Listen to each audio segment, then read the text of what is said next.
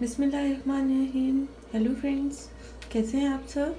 आज हम बनाने जा रहे हैं लाहौरी दही वाली फ्रूट चाट। इसके लिए हमें चाहिए होगा दही, तकरीबन 4 खाने के चम्मच भरकर। इसके लिए एक हमें बड़ा मैंगो चाहिए होगा, इसको आप काट लीजिएगा। एक एप्पल चाहिए होगा, इसको भी आप काट लीजिएगा। 2 बनाना चाहिए होंगे, उनको भी आप काट लीजिएगा।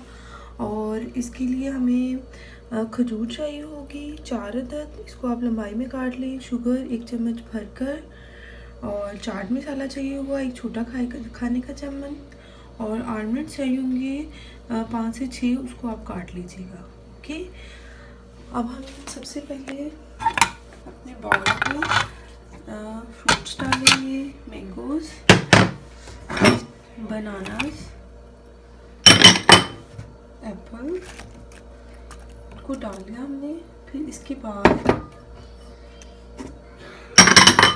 हमने इसमें अपनी शुगर और खजूर डाली। उसके बाद हमने इसमें बादाम और चाट मसाला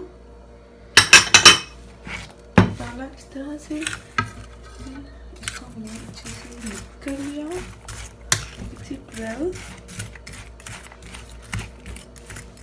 इसमें हमने अपनी योगर्ट डाल दी, इसको फेंट लीजिएगा आप।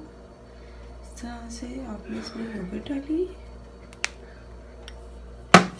इसको आप अच्छे से मिक्स कर देना है।